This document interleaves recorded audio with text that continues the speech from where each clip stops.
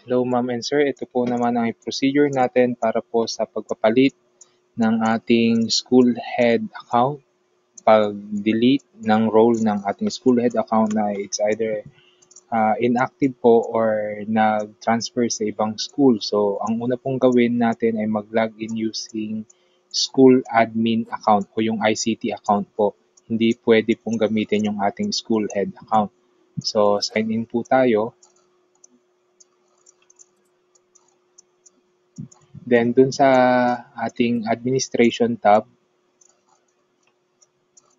click lang po natin yung X kung halimbawa nag-transfer na po si Sir Jaime Ferrer sa ibang school.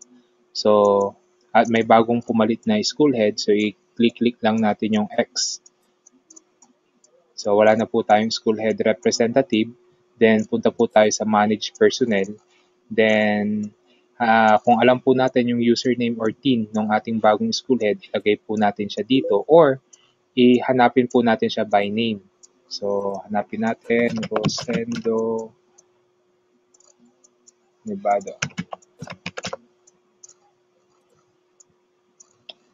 Kapag nahanap niya po, then click nyo po yung folder, tapos add role, then ilagay po natin school head representative.